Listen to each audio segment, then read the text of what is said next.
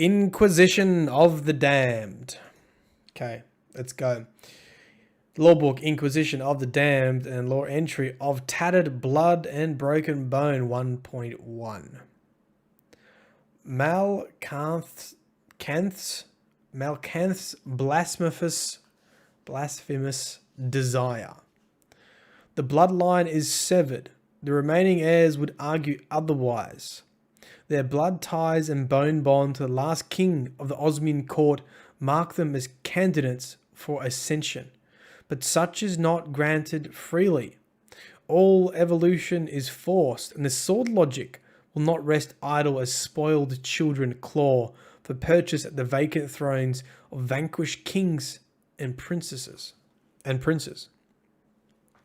I see them as they are, liars, pretenders, as their king, as his prince. The whole of the court's lineage is unworthy. History would say otherwise, but history is not truth. That I alone see the flaw in our future is a crime for which all others shall be punished. Inquisition of the Damned, number 2, of Tattered Blood and Broken Bone, 1.2. Razul's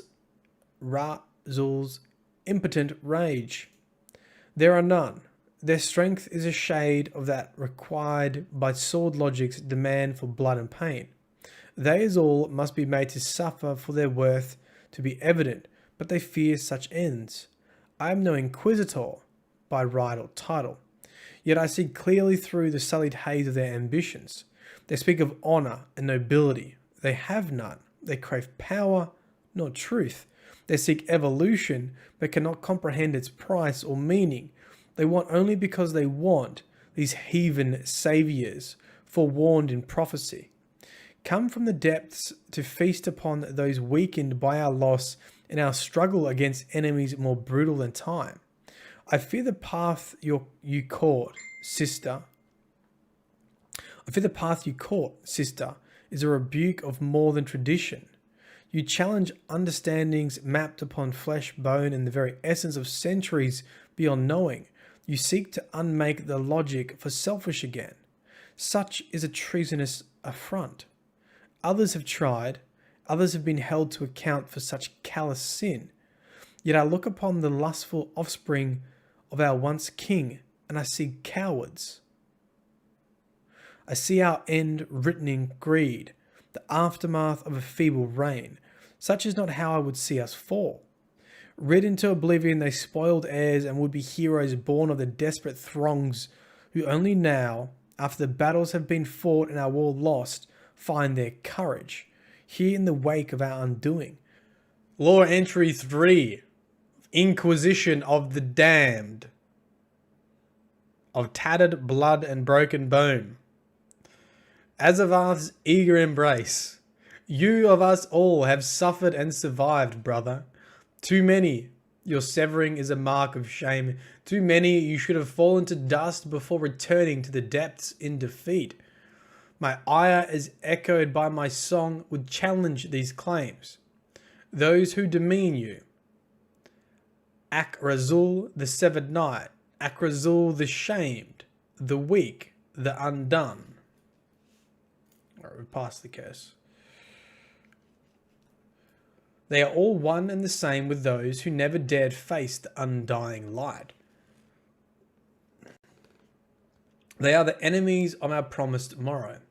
Those who watch from the shadows while your bone shattered and your limb was cast into the hollow dark beneath this moon's scarred surface. I too see the sin in our dear sister's words, more so in her intention. But I also see pride in all we were meant to be, all we were promised. Why then give thanks to heirs come to offer salvation when such a gift is beyond their giving?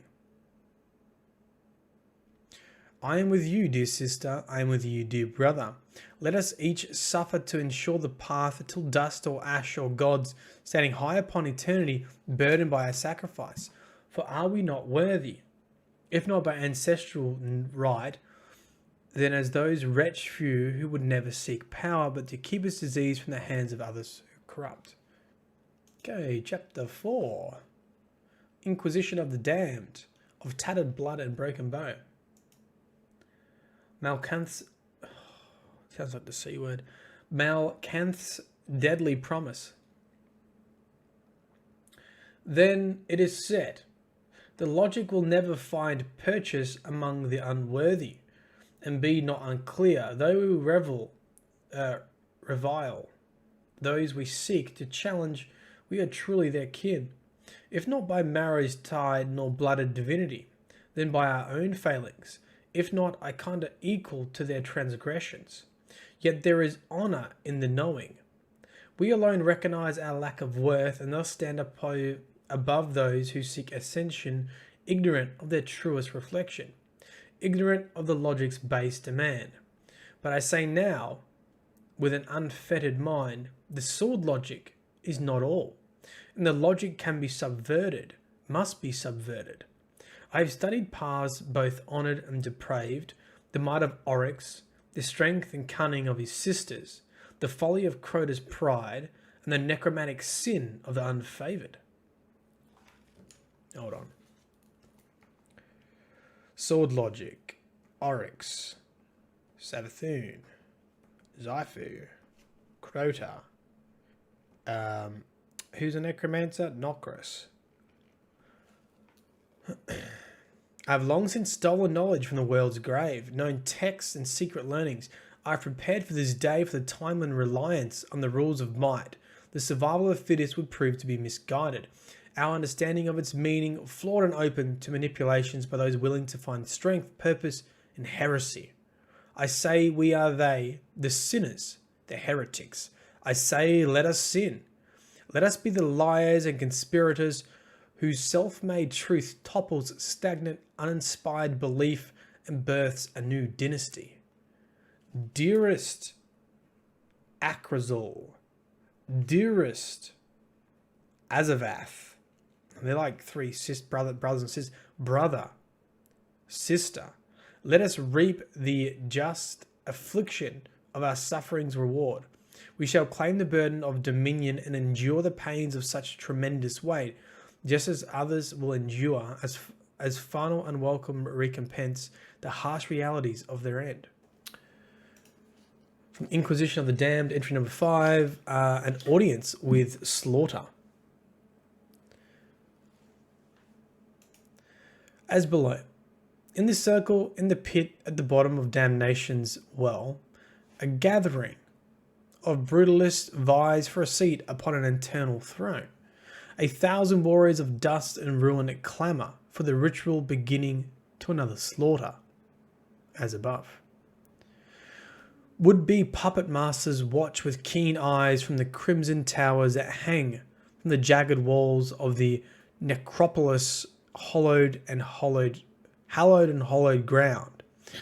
They of cunning thought and grand design, who lack brute strength to take sword logic's gift by force. They who consider themselves the shadowed architects of empires, they who build their legacy upon the trade of secrets, the gossip of ages, and the sowing of lies, words their weapons, cutting as any blade. Among the murmuring laws of wicked tongues, tainted royalty glides to the fore. Sisters of the anti-mercy, sisters of doom, the daughters of Crota, daughters of the world breaker.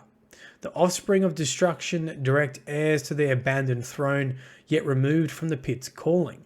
The same privileged manipulators whose existence Malkanth and her siblings wish to challenge, wish to destroy. Malkanth wants to fight Crota's daughters. What was Crota's daughter's name? Hashladun. Is that Hashladun? Hashladun. The daughters have come to judge those who dare fight for claim. They seek a warrior fit to raise the celestial heavens that mar the ebon expanse. Surely one must walk amongst the countless descendants of their father's father. Besurith whispers her doubts, second by Voshire.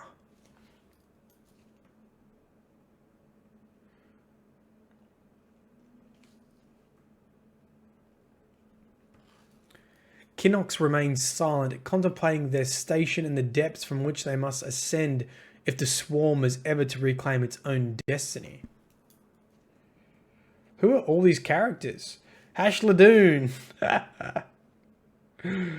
Hashladoon the eldest, the inundated narrows her glare, her sisters fall silent. The slaughter is set to begin. Ritualistic circle pit.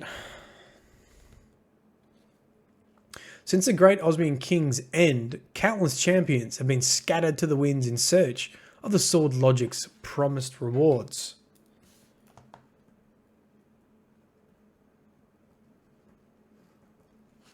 Immeasurable pain, immeasurable suffering, such that this deep, far below broken lunar surface, where no light has ever blasphemed, the rugged cavern walls is said to host the afterbirth of ceaseless torment. Here, spectral shadows haunt the passageways through the dark, each skittering shape the mindless, ethereal prison of a greater being cast low. Also, prophecy dictates. Those marked as unworthy shall ever be lost in the depths of their own ambition, trapped between in such form as ambition first took hold. 11th Truth. Book of Damnation. Okay. Still at the risk of final death or hateful damnation, the hordes gather, intent on the destruction of all who stand in defiance of their individual ambitions. Among them, proud Zulmak flexes dried sinew beneath a heavy calcified growth of his outer shell, armor earned in battle through pain. Zulmak has now stood twice after all others have fallen. He has gained allies and enemies from his victories, both in the circle and beyond. After his second triumph, other battles followed beyond the view of the rabid throng. First, an acolyte took aim from the shadows, a coward sent by an unnamed admirers to Zulmak's march toward godhood. The weak thing's spine shattered beneath Zulmak's heel. Then later, the thrall, a wave of mindless nothings with chittering jaw and razored talon, another gift from secret conspirators. Their dust now hangs in pouches at Zulmak's waist, a delicacy to be enjoyed in the quiet once the echoes of his victims in the pit have faded and the roars of celebration have hushed. Zulmak casts his gaze across the horde lined at the circle's edge, hundreds deep, all keen to shatter their brothers and sisters, all keen to stand triumph, as Zulmak has. He feels their eyes set upon him. He is a target now, a known champion. Many will come for him, they will swarm, and they will meet their end at Zulmak's hand. The ire rises, the energy of the pit is thick, warm, angry. There is no ceremony to mark the opening of the slaughter. Those who dare join the fray simply gather until the tension reaches its breaking point. Then the first sword will rise and fall, and the ground will begin to cake with a thickening mix of dust and blood, as above. On high, Hashladoon watches as the first sword falls and the severing begins. As below, Zulmak knows they will come for him. Zulmak is ready. The weight of his blade feels light in his grip, an extension of his will. His cleaver cuts with little effort, slicing freely through the fragile bone of some fool with grand designs beyond his station. An acolyte whose meat and marrow splits cleanly, the dust of his being a cloud of thick grey as his body shatters and drops. Jesus Christ. Just as quickly, more blades are on Zulmak. He takes cut but never staggers. He grabs a charging knight by the neck, sliding the point of his blade through his attacker's throat, then up and out through the shoulder. The green of the brawler's eyes flickers and is gone. His body no longer a vessel. Zulmak tightens his grasp around the dead thing's neck and swings high, lifting the carcass as if it were a shield to block another blow. His grip closes like a vice and the dead knight's body hits the ground. He still holds the spine tight, the once living head now a weapon. Wow. He still holds his spine tight. Oh, yeah. A bone meets bone as Zalmak's necrotic bludgeon collides with the skull of an attacker. Two heads splinter. Another enemy falls. A blade enters Zalmak's back, slipping past his spine, catching in his ribs. Hey, what's up, Kojin? As above, Hashladun is disappointed. She has grown tired of the facade of the slaughter. None are worthy of the sword logic. Zolmak may be impressive, but he's no Crota, he's no Oryx, and he will fall.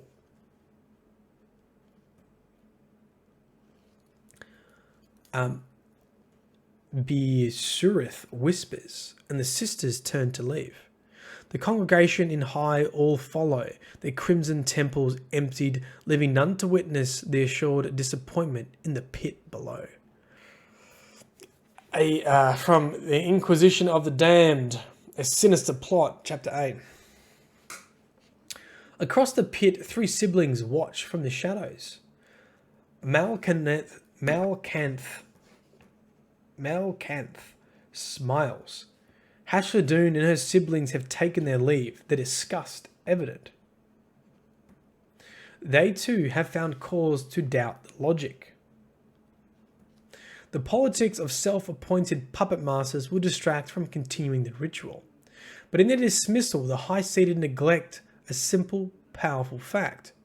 The Horde will not forsake tradition so easily. They are born of it, bred within the comfort of its certainty. The pampered elite have forgotten the power of belief. The sword logic is all to the full masses. The sword logic is all to fool the masses. The sword logic is all to the full masses. The truth will be the seed from which Malcanth grows her subversion. For even as the cowards above turn their back on the pit, a boon is granted to sinister Malcanth's grand aspirations. Her smile widens. Zolmak is our instrument of destruction. He is that which will shatter the logic. He is that which will break the cycle and prove the lie of the court and its king. They who led us to ruin here in this dead system on this dead orb.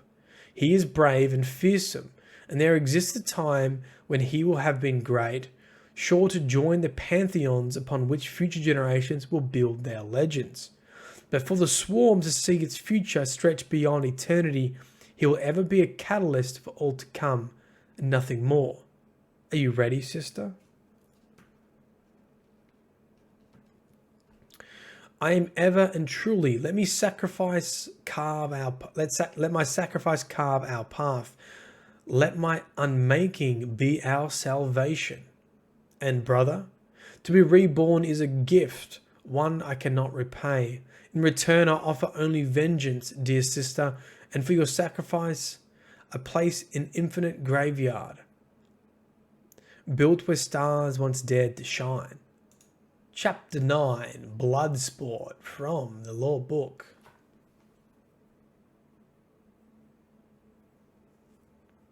Inquisition of the Damned. The congregation has departed. Zolmak, impaled by a lesser blade, has failed. The congregation is foolhardy. Zolmak spins, lodged in his flesh. The blade snaps. Its wielder now weaponless, but for an edgeless grip.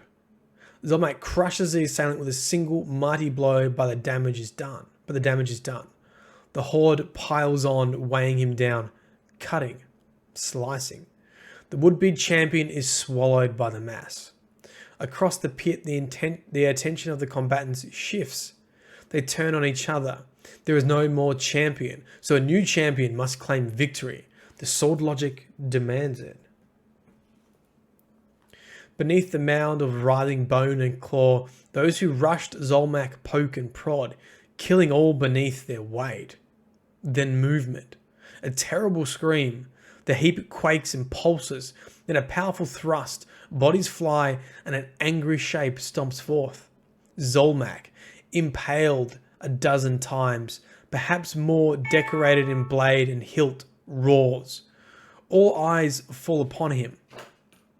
He slumps, breathes heavily, then stands. The heat continues to writhe. Zolmak climbs its uneven slope, crushing the weak underfoot. Reaching the bony peak of bodies living and dead, the wounded champion issues a challenge, a gut-born, ragged battle cry. Zolmak the Impaled, Zolmak the Unfelled, Zolmak the Destroyer. The horde charges, clamoring to reach him high above the pile, and when they do, they offer themselves one after another to his devastating embrace, sacrificing themselves to the champion, to the logic.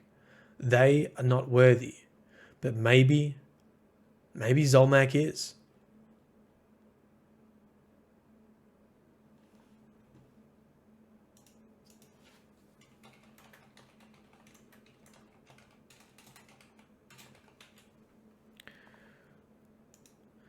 And this is the imagery that I got from that. Standing on a pile of bodies. Just reminds me of Doom. Just destroying fools. What a bad... I got to get Gamma Trap to draw that. Zolmak the Impaled. He's just got knives sticking out of him. Just absolutely squashing everybody. Absolutely squashing everyone.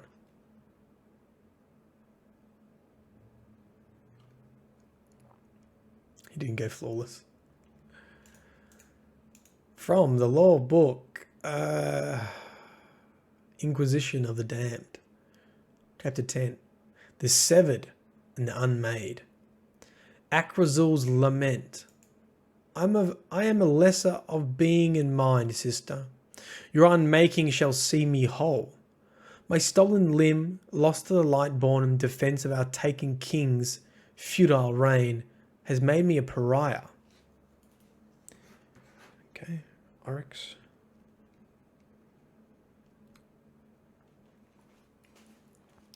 The dishonor of my failings has cast upon us an unwavering shame that spreads like disease, tainting not only my broken self, but you and dearest Malkanth alike. I'm a plague, I am withering disregard. Yet here, in your selfless gift, I find new purpose. In your flesh and bone, I will find myself once again. In that discovery, I will forever remember you, as you will be my vessel on this physical plane. I'll be the vessel for your essence. The very core of your will shall live on in me, eternal.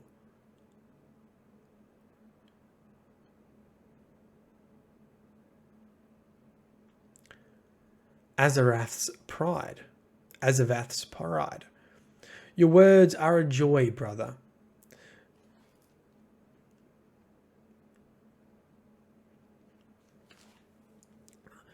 The last I shall have, but know that such pleasures are insignificant when judged against my hatred, my anger. I chose my unmaking only because I know the power of your rage, tamed since your severing, but seething below the surface of your charcoal heart. I give freely of myself, as did the lesser of the pit, when they offered themselves as waves to be broken against the jagged shore of Zolmak's blade. I do so because I see clearly the path we etch, its purpose born of heresy, but pure like your rage. My sole regret is that I will not see your fury manifest, that I will not feel these hands inflict such punishment upon the unworthy, upon existence. You will make a grand monarch, brother. Through me, in my name writ across the expanse, Azavath, the suffer queen of an ever-rising swarm. In my husk, the armored vessel of the one I love, my sweet, vengeful Akarazul, my broken prince, no more. Inquisition of the Damned. 1, 2, 3, 4. We got 5 more entries and this book is done. Oh, Lord. Akrazul rests motionless on the altar. Such wicked craft as the Inquisition of self is a science beyond his understanding, stolen by his sister from forbidden lessons in ancient, prohibited texts.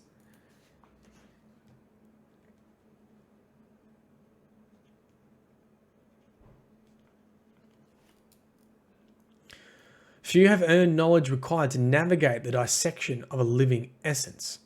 Fewer still can exercise the layers of such self that the vessel remains a viable cage for another's being.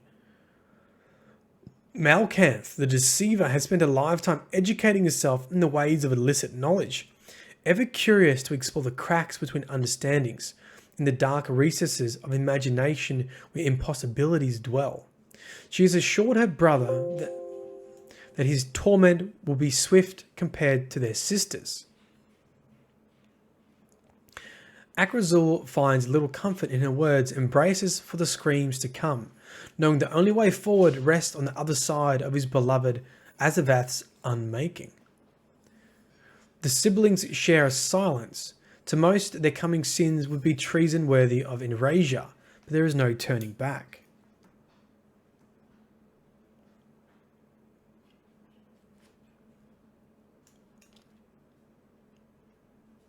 I'm just going to finish this one. Law reading Danny didn't come in. Malkanth turns to her brother, knowing he's noble and brave, knowing he'll be tempted to intervene once Azavath's cries echo through the vaulted hallows of the banded cathedral, where they hide themselves from prying eyes. Akrazul says nothing. Still, Malkanth holds a finger to her cracked lips, shakes her head slowly. Akrazul looks to his right arm, severed mid-bicep, the nub a rough calcified mass, then back at Malkanth before closing his eyes. Malkanth smiles as her brother rests calmly, ready to play his part. She turns to Azavath, pinned to her altar with thick bolts through her wrists and ankles. The pain will be such that she will struggle, fight against the intrusion as her mind and essence are frayed and her body hollowed of life, that it may serve another. Azavath thinks of her brother and the hells he will unleash once whole. A whisper catches her ear as she closes her eyes. She listens to faint words of praise as Malkanth delivers the first cut. The Unmaking, from the Inquisition of the Damned. Sing, O sister of death and its many gifts. From the first there has been war, wars of the self, wars of conquest, wars of desperation, wars of greed. From war, death, from death an end, from endings, beginnings. One such is now sung in the key of pain, Azavath's truth, the all of her, torn free with a surgeon's grace. Malkanth's ears bleed as her sister's unmaking reveals her being. In the echoes of Azavath's screams, ancient histories reveal themselves. Song of Life. The song was not always a corruption. It began as a gift stolen from the gardener. What is this about? Shit. In efforts to understand the unknowable realities of the orb's incredible gifts, a signal was found, a repeating tune, the song of creation. Its frequencies were heard across the stars. Wherever life's promise took hold, some among the Ammonites worshipped it. Some among the hive did the same. So others sought to understand it, that they might cage it, that they might control it. For to control life is to control death. Such ambition was not new. Such ambition was old as understanding. The melody was captured and studied, the frequencies replicated.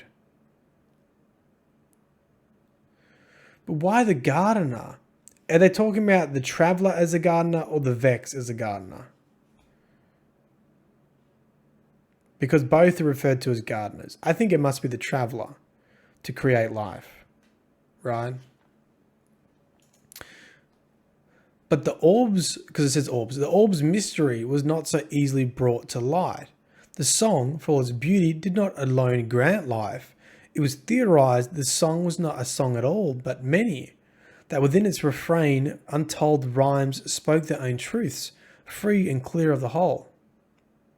Centuries passed, the song remained untamed. Life moved on.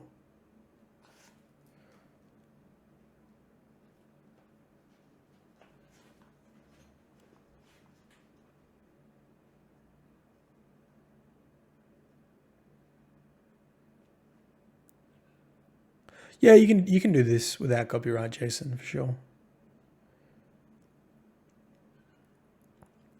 Song of Death. The choir formed in celebration of the song. Performances mark the passage of seasons. But the song's light eventually began to corrupt the spirit of those who heard its tune. The melody was a reminder, the orb was a catalyst, and the song was of the orb. Yet those who embraced the song were merely instruments, nothing more. Life remained beyond their grasp, while they remained ever in deaths.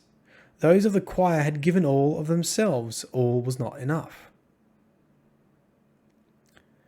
The first conductor was assassinated by one who sang an aria of her own making. She whose name has been stricken had found notes hidden in the frequencies. Reversed and mirrored in pitch, she weaved them together and sang her beautiful abomination, until the conductor wept and bled and screamed and fell. The stricken fled, fearful of her crime, but others found promise anew in her art. The stricken was captured and subjected to Inquisition, so that her song might be understood. This was before understandings, before most things, when the first notes of a new song were written. Inquisition of the Damned, the Unmaking.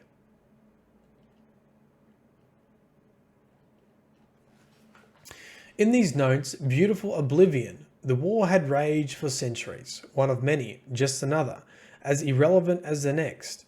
The stories of the choir and their death song were thought to be nothing more than folklore, wholly untrue at best, vastly exaggerated at worst. There were demons who'd sought life's gift only to corrupt its beauty.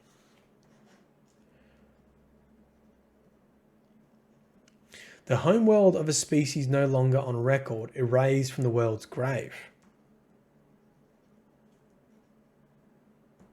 And thus from memory, as punishment for their transgressions, had kept itself safely removed from the battles being waged on the far side of their system.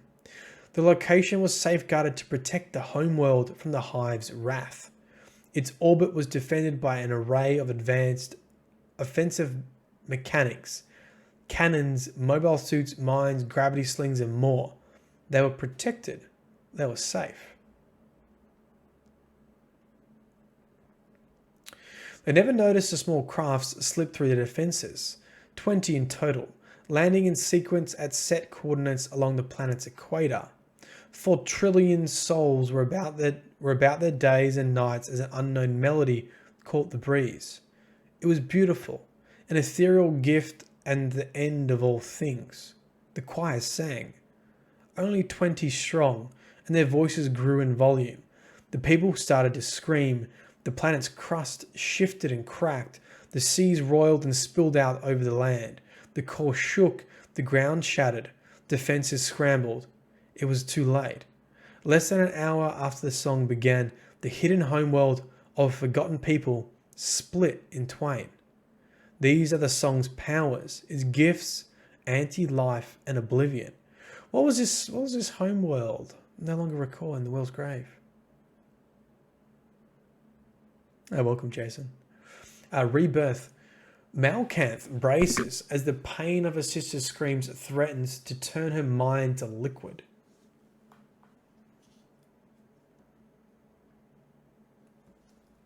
But she's strong and almost finished. Azavath's being tied intimately to her purpose, to learn the song, perfect her notes, write her own aria, and become death. And that she held so tightly to legends of the song's true power surprised Malkanth. Even Iayut, one of Crota's most cherished, had long since given up on rebuilding the choir. I need to put the choir back in. Yet Azavath was driven by this desire. Malkanth feels pride well up. Her sister, like herself, like their brother, all lesser in the eyes of those pure bone, still nurtured ambitions beyond the festering cowardice of those who chose politics over action. The sword logic had failed them, and they would not fail the swarm. Malkanth makes her final cut. Azavath's roar shreds her throat and she falls silent, her body convulsing against the bolts, then becoming motionless. For an instant, Malkanth holds her sister's essence. She wishes to say farewell, but just as quickly the wisp that was her sister's spark and blinks out. Malkanth recoils. Akrazul jumps from his altar, lunging at Malkanth. Unflinching, Malkanth makes a single cut, deep, clean, tearing her brother's essence free from his physical self. Akrazul's body crumples to the ground. His soul is bigger and stronger than his sister's, angrier, meaner. For an instant, Malkanth worries Azavath's vessel will be unfit to contain their brother's rage. She shoves the severed knight's essence into Azavath's empty shell. Their sin is complete. Now come the consequences. Entry 14 from the Inquisition of the Damned. Faith in Bone. All have gathered. All have gathered. The pit is set for another slaughter. Zolmak the Unwavering has stood now for a third time. Soon there will be none left to challenge him. Soon even the mighty who remain will defer to his sword, his power. The congregation in their towers look down with great anticipation, their whispers ever more confident regarding the long-awaited end to the swarm's search. A leader will rise, a new prince to be shaped into a king. Among the plotting throng, Hashladun and her sisters remained silent. They'd hoped for one to prove their worth and stake their claim, but the long, violent road to Zalmak's rise has seeded doubt. The daughters hold little confidence in the pit's ability to provide a victor truly born of the sword logic. Zolmak has been impressive, but a king? Surely not. For whom he has faced, what competition had the swarm mustered? The aftermath of their father's murder and their grandfather's war has left them bereft of warriors of a caliber befitting royalty. The light has seen it so. The hated guardians came and inflicted their will upon the hive, on the moon, and across the system. Now all that remains are scraps of a broken legacy. To Hashladun's mind, the pit has proven a failure, regardless of Zolmak's triumph. Further, the daughters hold a secret belief that their forebearers have yet to fail the logic's call. Crota and Oryx were both defeated. Yes, but not for the first time. And the daughters still have faith that the King of Bone, the Taker of Will, the one and true King of Shapes, would never fall as far as to be lost in eternity. Oryx is coming back. If nothing else, the terror of their deeds, the memory of their conquest lives on, like nightmares that may be awakened for the weak to truly know fear. In that faith, the daughters have made plans of their own, schemes to rekindle the greatness of their lineage, strategies born beyond the pit. Thus, deep beneath the hellmouth, their heirs probe strange new possibilities from ancient discovery. Possibilities that will forego the pit to carve new paths and new understandings through which the logic may yet prove their grandfather's authority. However, those who would see their family unseated, those among whom they now stand, would mark their research as an affront. The logic is a logic, they would say. It is known and it is good, but they lack imagination. The logic is not simply brute force. It is cunning and guile. It is survival. It is a victory born of all that makes a king mighty. In the pit, Zalmak unleashes a battle cry. He is ready to be done with it all. He is ready to claim his crown. Hashadun considers him with disgust. He'll never be a king, only ever a tool, blunt and brutal. Should he be anointed as a champion of the pit, should he be crowned, the daughter's plots will be threatened before they ever truly begin. Inquisition of the Damned. The anti-logic.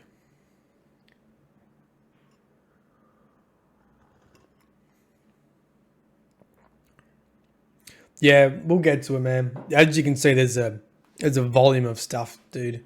There's a volume of things to do. So we just need to get through these lore books first, and then we can get into all the other stuff as well. The anti-logic. Final chapter, Inquisition of the Damned. As above. The Butcher Queen of the Slaughter Pits rises to the first balcony, chest heaving and eyes thin with focus, baptized in a clinging muck of bone and dust, clotted thick with gore. The congregation is unsure what to make of the display. Fear grips the craven cord of the necropolis. All recognize Azavath, but she is no fighter, and her song, though deadly, is far from the perfected pitch of others among the broken choir.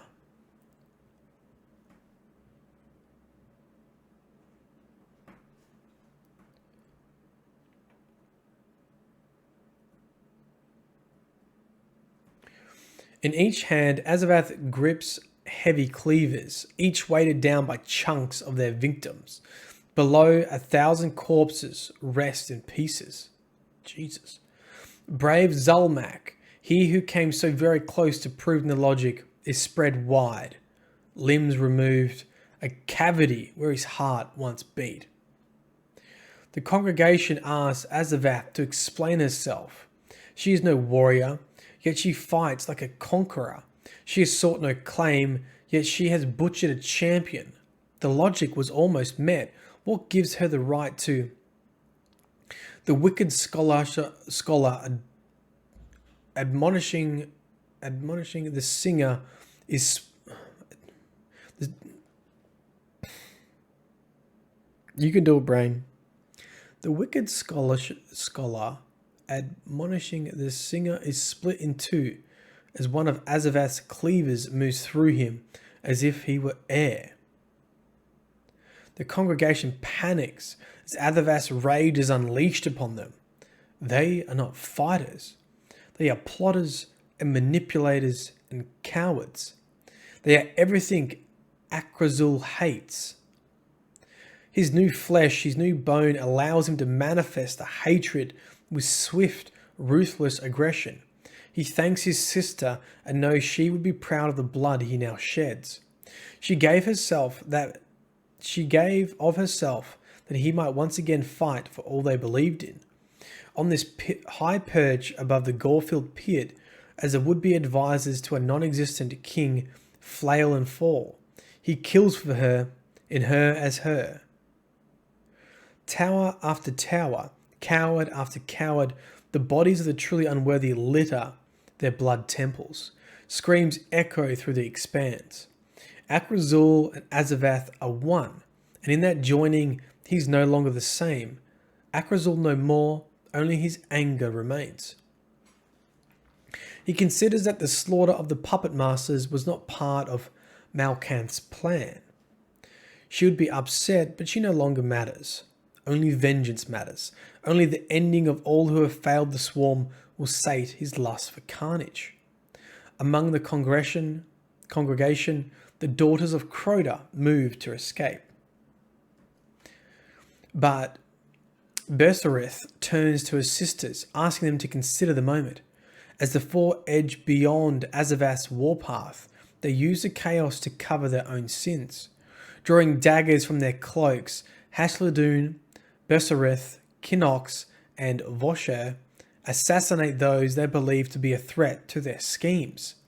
Azavath will take the blame, and even if they are found out, there'll be none left to challenge them.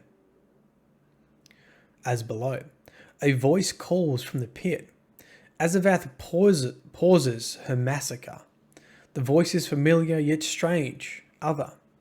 Below, Malkanth hovers over the broken bodies that cover the ground.